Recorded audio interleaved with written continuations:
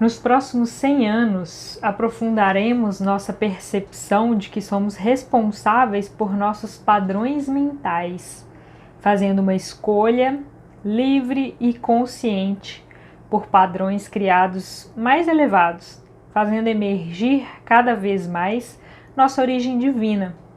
Tudo isso a partir de uma integração genuinamente verdadeira entre ciência, filosofia e espiritualidade. Algo que, até o momento, apenas resvalamos como potencialidade. Jesus, que infelizmente tem permanecido encarcerado em locais construídos em nossas mentes para estudo, será um pouco mais liberto e viveremos integralmente em todas as esferas da vida. Esse senso de responsabilidades conduzir-nos-á a uma vivência plena do Deus que habita em nós, sem abandonar as grandes conquistas do exercício da razão, permitindo-nos viver de fato a fé raciocinada. Seja muito bem-vindo, seja muito bem-vinda a mais um capítulo do livro Problema do Ser, do Destino e da Dor. Estamos trabalhando com o primeiro livro de Leon Denis e com o que foi reescrito, um novo olhar sobre o problema do ser, do destino e da dor, 100 anos depois. Eu sou a Tamires Cortá, uma atrevida a estudar este assunto e compartilhar com vocês na internet. Se você caiu aqui de paraquedas, nós estamos quase no finalzinho do livro. Volta lá nos outros capítulos ou dá uma caçada mesmo aí na pasta, algum tema destes que te interessa para você assistir. Porque dificilmente são as coisas que a gente segue um ritmo, né? A não ser que a gente tenha pegado já no início e tudo mais. Mas tem bastante conteúdo legal sobre o ser, sobre o destino, até eu me perdi no nome aqui, e a dor. O capítulo de hoje nós falaremos sobre o pensamento. Ele vai ser um capítulo mais curtinho, porque lá atrás teve um capítulo que chamava A Evolução do Pensamento. Então, já tem bastante coisa aqui que a gente trouxe sobre o pensamento. Eu vou fazer uma parte mais ligeira aqui com relação ao pensamento. Eu agradeço ao Marcos Vinícius pela participação, por ter reescrito aqui este capítulo. Muitas referências científicas, hein? Para os interessados aí, bastante estudo aqui, bem legal. E em resumo, gente... Se você assistir esse vídeo com uma pulga atrás da orelha de que o seu pensamento ele é criador, eu cumpri com a minha missão, o Marcos Vinícius cumpriu com a missão dele, Leon Denis cumpriu com a missão dele de fazer chegar para mais pessoas essa ideia. Porque eu cresci com essa ideia dentro da religião espírita, mas custei a entender. Hoje eu estou começando a entender o que é essa ideia de pensamento criador. Mas não é a primeira vez que a gente escuta alguma coisa que a gente vai entender realmente ela. Mas se ficar uma pulguinha atrás da sua orelha, tá ótimo. E através desse pensamento criador que a gente faça todas as nossas criações, todos os nossos movimentos através da razão, né? Que é o que está nesse parágrafo aqui que eu li, do exercício da razão, através da fé raciocinada. Ainda tem-se muito preconceito com relação a isso, mas eu entendendo hoje a evolução dos processos, como as coisas se dão, o princípio da evolução, né? Toda vez que ainda tem machucado, toda vez que ainda tem sofrimento, né? Então, o que a gente passou lá atrás, historicamente falando, dos problemas religiosos, dos sofrimentos causados pela fé não raciocinada, ainda tem pessoas que sofrem por isso e vão colocar empecilhos nesse tipo de trabalho, mas está tudo bem.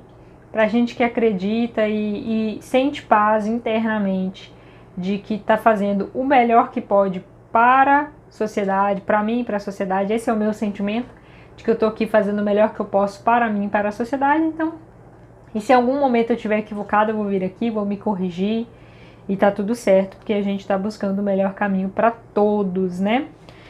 Então, nesse capítulo, gente, do pensamento, ponto principal, né? Ponto primeiro que Leon Denis traz aqui.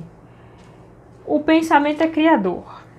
Então, e quando a gente começa a entender o que é criar, porque tudo o que você ouvir nesse estudo, eu já venho falando várias aulas, sempre veja num espectro pequeno e sempre veja que existem formas muito maiores de olhar isso.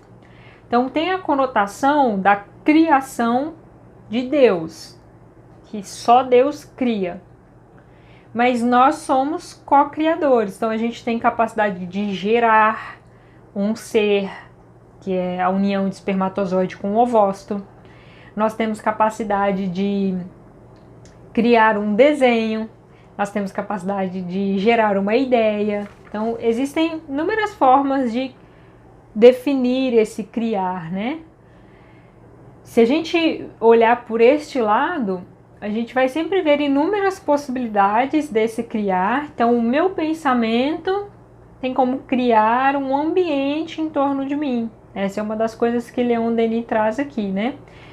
E por isso que qualquer trabalho que a gente vai fazer de estudar o pensamento, Leon Denis traz que essas missões, ela ao mesmo tempo que ela é grande, ela é temível e ela é sagrada. E ele fala que é grande e sagrado porque vai dissipar as sombras do caminho. Quanto mais a gente entender o nosso pensamento, mais sombra eu vou dissipar. Porque pensa numa criança que tem medo de escuro. Ela tem medo de escuro porque ela imagina um monte de coisa que pode acontecer no escuro. Quanto mais adulto você vai ficando, você entende que não aparece um bicho-papão do nada. E se aparecer um espírito, ele pode querer se comunicar com você, mas ele não tem como fazer mal para você, a não ser que você dê permissão. A gente vai entendendo as leis, a gente vai dissipando as sombras, porque a sombra é só falta de luz. E o que é luz? Luz é conhecimento, né? E é temível essa missão das pessoas que buscam entender o pensamento, ou nós, quando a gente busca entender o nosso pensamento, é temível porque os efeitos são poderosos, tanto para a descida quanto para a subida. Então, a gente tem medo de olhar para o nosso pensamento, porque a gente tem medo de se identificar com ele, de se identificar com aquilo que a gente causou de mal em outras vidas, ou nessa vida mesmo, se identificar com o momento que eu fiz meu pai e minha mãe sofrer, se identificar com um erro que eu causei no meu trabalho. Então, ele pode causar descidas muito profundas. E quando eu não penso nisso, né? Não vou pensar nisso. Eu acho que eu não vou descer profundamente. E quando eu penso, observo o meu pensamento, penso sobre mim, eu posso ter crescimentos muito grandes, né? Quanto mais eu estudo, quanto mais eu me conheço, mais eu subo degraus de altas responsabilidades. Então, é muito temível, né? E ele traz também que a alma humana, ela percorre o seu caminho cercada de uma atmosfera brilhante ou turva, povoada pelas criações do seu pensamento.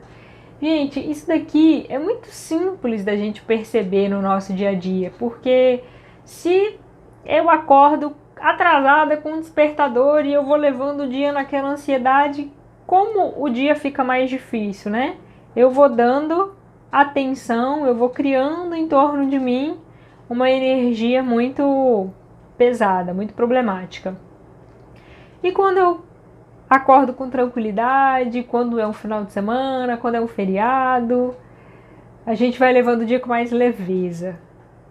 Que bom será o dia que a gente conseguir fazer de todos os nossos dias, feriados e finais de semana, né? A gente levar com a mesma leveza, da gente entender que trabalho é toda e qualquer ocupação útil, que a gente não tem pressa, porque a gente tem toda a eternidade para cumprir com os nossos compromissos.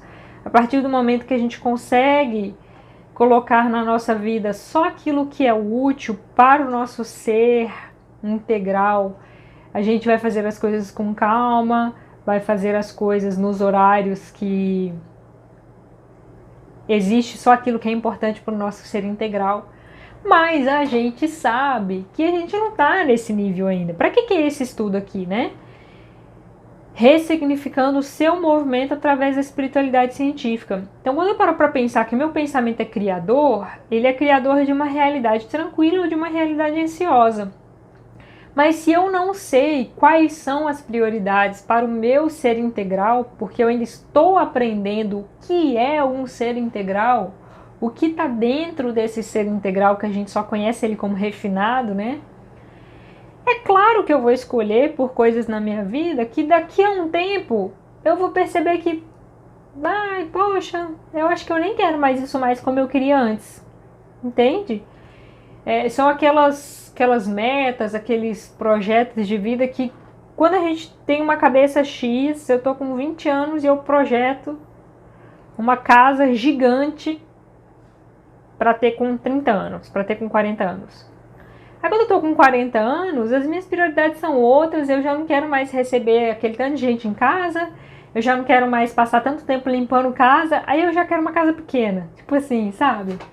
Porque o nosso pensamento vai mudando no decorrer da nossa existência. Agora, se a gente desde cedo começa a perceber que esse ser integral vai além desta vida, que tudo o que está aqui é algo transitório, a gente vai dando valor para as coisas eternas desde mais cedo, né? Em paralelo, como que a gente dá valor para as coisas eternas enquanto a gente está encarnado? A gente dá valor enquanto a gente trabalha, a gente dá valor enquanto a gente toma um café da manhã, a gente dá valor enquanto a gente arruma a casa. Então a gente vai aprendendo os valores do ser eterno através da matéria, através da encarnação, através da nossa vida. Então não tem como eu absorver, eu aprender o pensar desse ser integral, esse criar essa atmosfera leve em torno de mim, sem viver a matéria. Então não adianta a gente querer fugir da matéria, fugir dos cuidados com o corpo, fugir de construir uma casa, não tem como, porque nós estamos num plano carnal. Mas é através de uma construção de uma casa que eu trabalho a minha paciência, é através dos cuidados com o meu corpo que eu tenho que parar para fazer exercício físico, que eu vou trabalhar a minha disciplina, é com o lidar com a minha família que eu vou trabalhar o viver em sociedade, a respeitar o espaço do outro, e eu só consigo respeitar o espaço do outro quando eu respeito o meu. Então, isso é o pensar criador. Eu vou criando em torno de mim as situações favoráveis para eu trabalhar a minha persistência ao construir uma casa. Porque o foco não é construir a casa, é trabalhar a persistência através da construção da casa. Olha como muda o contexto. Quando eu entendo que o foco está no pensar, está na mente, está no espírito, para o ser integral, né? Porque esse corpo aqui é passageiro, mas é através dele que eu vou trabalhar todas as minhas potencialidades, todas as potencialidades da minha alma. E Leon Denis traz aqui também que é através desses voos, né, que a gente vai através de uma meditação, que a gente vai através de um estudo, que a gente traz as informações para ter vivências mais, ele chama aqui de vivificado. Ele fala assim, o voo do pensamento para depois de ser vivificado. Porque tem muita gente que vive morto. Morto para as realidades eternas, morto para os problemas da sociedade, morto para as dores internas, morto para as dores do próximo. Então é através desses voos que a gente faz do nosso pensamento, de olhar mais abrangente, que a gente desce mais vivo para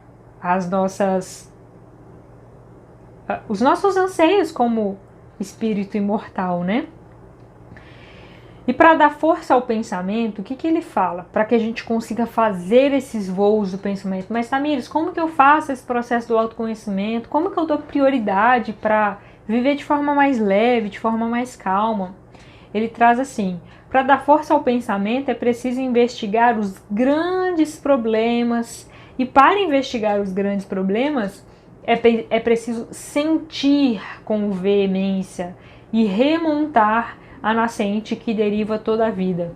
O que é esse sentir com veemência? É não se apegar a detalhes que te prendem.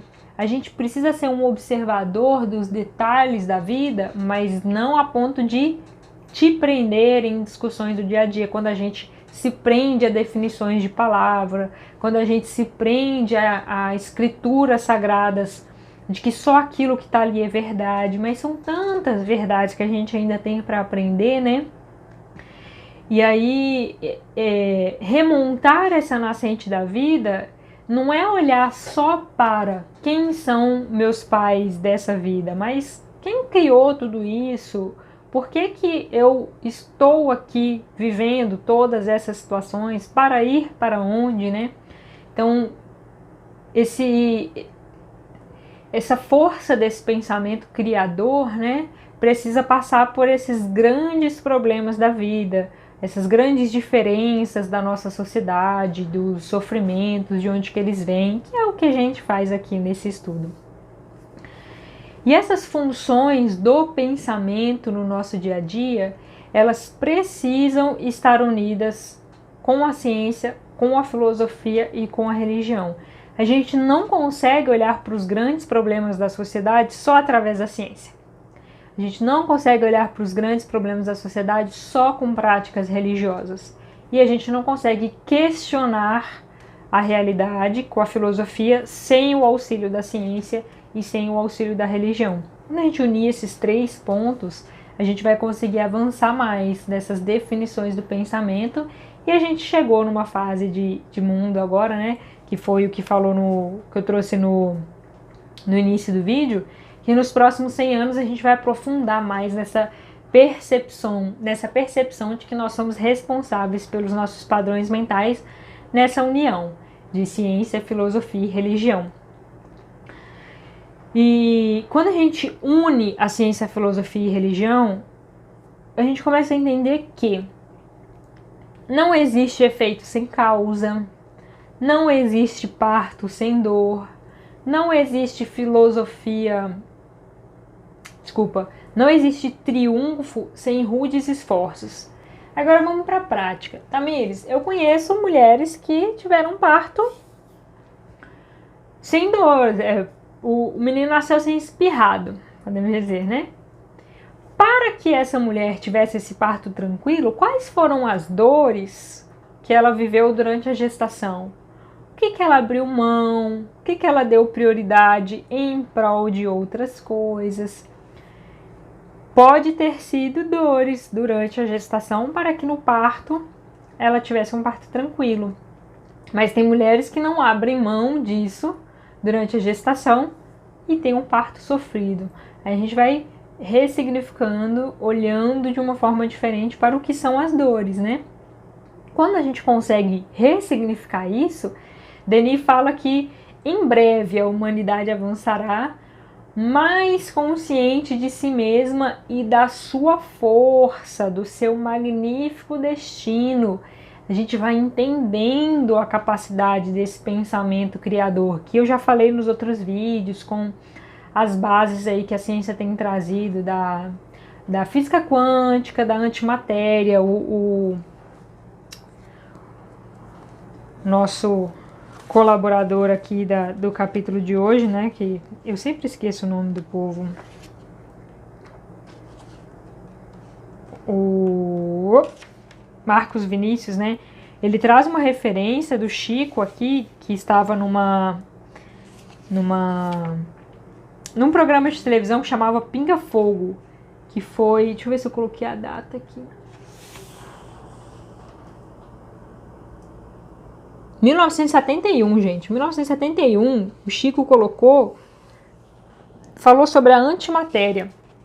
Em 1971 começava-se a se falar de questões além da matéria. E esse além da matéria, ele abrange o nosso pensamento. Então, esse avançar da humanidade, que em breve a gente chegaria, isso Leon Denis estava falando em 1900 e bolinha, né? Lá no início, 1908. E hoje, essas micropartículas começam a nos dar uma abrangência muito maior do que Einstein falava do tempo, da relatividade, porque as reações da quântica acontecem ali fora da velocidade da luz, né? E começam a trazer questionamentos de como que tem coisas dentro de nós que não são palpáveis, como é a questão do nosso pensamento. Com esse evoluir da humanidade, de entender essa capacidade do pensamento criador, né? Leon Denis fala que com as sombras desvanecem-se pouco a pouco os preconceitos e vão os terrores, as contradições aparentes do universo dissipam-se. Então a confiança e a alegria penetram-lhe, sentem desenvolver-lhe o pensamento e o coração. Gente, isso é um dos grandes obstáculos com relação à nossa qualidade de vida, o nosso sofrimento no dia a dia, quando a gente abre mão de cuidar da gente em prol de qualquer outra coisa que seja, tá? Em prol de trabalho, de excesso de estudo até, porque a gente tem esses medos, né? Quando dissipa esses terrores, quando a gente falou do exemplo da criança aqui com relação ao escuro, quando a gente não tem medo mais do julgamento do outro, quando a gente não tem medo mais que a gente vai arder no mármore do inferno, a gente não tem medo mais com relação ao umbral, a gente não tem medo do Deus punitivo, a gente consegue dar prioridade para os cuidados com o ser mais importante que existe nesta vida, que é você. E você vai entendendo que você só consegue trabalhar as suas potencialidades através do outro. Então, você vai fazer um exercício junto com o outro, você vai trabalhar a sua sanidade mental através de uma caridade, através de um trabalho em família, do cuidado do lar. Você não vê mais o cuidado do lar como uma obrigação, mas como uma tarefa junto do seu cotidiano, da sua melhora. Então, esse excesso de atividades que a gente tem, da gente não conseguir cuidar da gente, tem muita relação com não se sentir amado, com medo do julgamento, com precisar fazer muita coisa porque eu preciso ser aceito por alguém, pela sociedade, eu preciso dar conta, eu preciso ter isso, aquilo outro, quando a gente poderia olhar que é através desse trabalho, é através do próximo, é através da matéria, é através da aquisição de bens materiais que eu vou trabalhando o meu ser integral, que a gente tem falado tanto aqui nos vídeos, né? Esse trabalho de olhar o nosso pensamento, de ver a capacidade de crescimento através do nosso pensamento, né? Leon Denis fala que é como se a gente aprendesse a abrir, a folhear o livro oculto que tem dentro de nós, o livro das metamorfoses do ser. Quando a gente aprende isso, esse livro vai dizer o que a gente foi e o que a gente vai ser. Vai ensinar o maior dos mistérios, que é a criação do eu pelo esforço constante. Então, o esforço de estudar, o esforço de ser melhor a cada dia, como isso nos renova a energia, como isso nos traz alegria. E que o pensamento silencioso, olha o pensamento silencioso, isso é algo muito interessante, faz germinar a obra e, segundo vossas aptidões, vosso gênero de talento, fará-vos-á a pintar a tela mais encantadora, esculpir os mais ideais formatos, compor as sinfonias mais harmoniosas, escrever as páginas mais brilhantes e realizar os mais belos poemas. Olha esse pensamento silencioso. A nossa mente é uma mente muito barulhenta quando a gente se identifica com o passado e com o futuro. Então, por isso que eu falei que o vídeo de hoje seria um resumo de tudo que a gente já estava falando até aqui, né? Só para a gente reforçar mesmo essa ideia de que a gente tem um pensamento criador da nossa realidade e de a gente absorver cada vez mais esse nosso lado espiritual que nos vivifica, que nos traz ideias inovadoras, criadoras de um mundo melhor, cooperativo, da gente viver tudo junto, né? Tudo junto, de diminuir o preconceito, de estarmos através das diferenças nos melhorando, vivendo em harmonia. Quando a gente começa a perceber isso, a gente entende que tudo é ensino e revelação para quem sabe ver, escutar, compreender, pensar e agir. E essa é uma correlação com a fala de Jesus, né? Que quem tem ouvidos de ouvir, ouça. Quem tem ouvidos de compreender o pensamento vai, em toda situação do dia a dia, ver um aprendizado, ver uma oportunidade de crescimento, ao invés de ver problemas, né? Ao invés de achar que o mundo está contra você. E Leon Denis traz uma questão bem interessante que fala: remédio para anemia moral é crer e amar. Quando você crer que o seu pensamento pode mudar a sua realidade, que o pensamento move montanhas. E essa é uma crítica muito interessante do pessoal da física quântica com relação ao comportamento, né? Porque eles não entendem ainda que a montanha somos nós. E nós, quando a gente entende as leis espirituais do perispírito, que o nosso corpo perispiritual ele tem capacidade de se expandir, o seu pensamento tem capacidade de sair daqui e se comunicar com outras pessoas. Então nós temos essa capacidade de nos mover, de mover a realidade que está em torno de nós. Quanto mais a gente entender essas leis, mais capacidade a gente tem em cima delas, né? Então, aprofunde-se nessa capacidade do seu pensamento para iluminar-se e completar-se através da ciência, através da filosofia, através da religião, de forma raciocinada.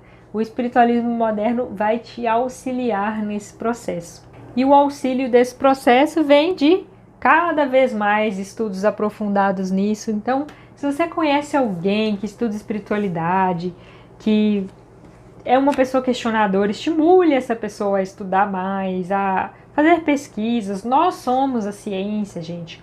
Nós podemos pesquisar, nós podemos questionar. Quando a gente se colocar nesse trabalho, junto com a sociedade, de implementar novas teorias, implementar novos projetos, não é só quem é denominado cientista, não é só quem está nas universidades, né? Nós fazemos parte dessa construção de conhecimento. E no capítulo do livro, no capítulo novo, né, O Pensamento no Livro Novo, Marcos Vinícius trouxe muitas essas informações das diferenças, né, de pensamentos com relação a Jung, a Freud, a Darwin, porque a gente conhece parte dessas informações. E ele traz até uma referência da caixa preta de Darwin, que fala que só um artífice conhecedor do projeto inteiro poderia intervir antes de um problema aparecer. O que ele está dizendo aqui?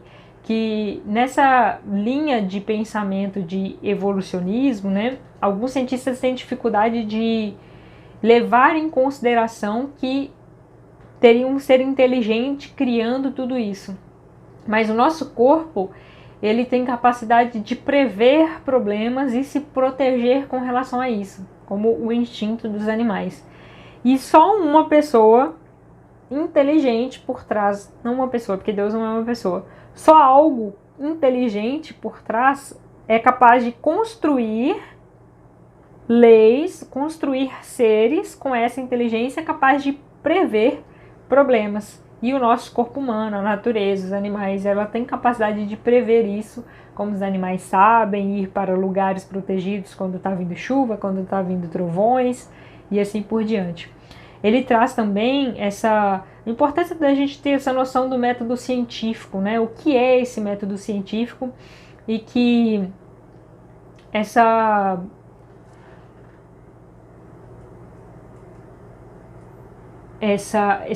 ideia do cientificismo, né, ela cai no mesmo problema do dogmatismo com relação à religião, porque esses critérios muito rígidos só excluem ao invés de abranger. A gente precisa de critérios rígidos para avaliar, contanto que eu leve em consideração o que ficou fora do critério, porque ele existe. Quando a gente vai fazer uma pesquisa científica, né? Então, toma cuidado com essa questão do cientificismo e do dogmatismo. E aí eu volto com o trecho que eu li no início do vídeo, para a gente refletir nessa questão do pensamento criador, porque ele traz o seguinte, né? E antes do século XX, antes de entrar no ano ali 2001, quando eu estava terminando o projeto Genoma, os cientistas já diziam, né, que esse século seria o século da mente. Então, o Marcos Vinícius traz, né, nos próximos 100 anos aprofundaremos nossa percepção que somos responsáveis por nossos padrões mentais. Então a gente é responsável pela nossa qualidade de vida, a gente é responsável se a gente faz exercício ou não, a gente é responsável pela nossa alimentação.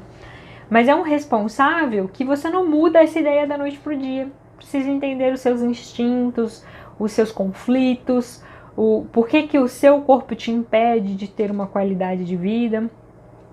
Então, somos responsáveis por nossos padrões mentais, fazendo uma escolha livre, consciente, por padrões criados mais elevados, fazendo emergir cada vez mais nossa origem divina. Tudo o que é belo e bom tem origem divina. Tudo que prende o belo e bom, o leve, tem origem nos conflitos, na ausência da luz, do conhecimento. Observar o que é que impede o amor e a leveza na sua vida. Tudo isso a partir de uma integração genuinamente verdadeira entre ciência, filosofia e espiritualidade. Algo que até o momento apenas resvalamos como potencialidade. Agora a gente está aprofundando nisso. E aí a gente consegue colocar Jesus presente na nossa vida, né? E por que esse foco em Jesus? Como tem algumas pessoas que falam, mas vocês dão muito foco em Jesus. Porque dentro dos estudos da espiritualidade científica, Jesus é o modelo de espírito mais evoluído. Ele não é Deus. Jesus foi criado simples e ignorante como nós em algum momento da criação do universo. Mas ele já chegou no momento de espírito puro. E como a glândula pineal um dia foi trazida por André Luiz em psicografia e hoje foi comprovada, as informações de Jesus ser espírito puro também vieram através de psicografia e a gente vai raciocinando em cima dessas informações. Então, se a gente considerar essa hipótese de que Jesus é esse modelo, a gente colocar ele na nossa vida. Só que, infelizmente, como diz o autor, ele tem permanecido encarcerado em locais construídos em nossas mentes para estudo. E aí ele vai ser um pouco mais liberto e o viveremos integralmente em todas as esferas da vida. Viveremos o amor genuíno, o amor de que ele tanto fala, de que Deus nos ama e não é o Deus punitivo, que nós apenas sofreremos consequências dos nossos atos, né? Este foi o capítulo de resumo mesmo, viu, gente? Qualquer coisa que tenha passado meio batido aqui, que tenha ficado difícil de compreensão, volta nos vídeos anteriores, porque senão fica muito chovendo molhado, então eu quis trazer de uma forma mais resumida, só para a gente reforçar alguns pontos. Qualquer dúvida pode colocar aqui no comentário. Lembra de curtir e compartilhar se foi útil para você. E críticas e sugestões também estamos abertos. Tchau, tchau. Até o próximo capítulo.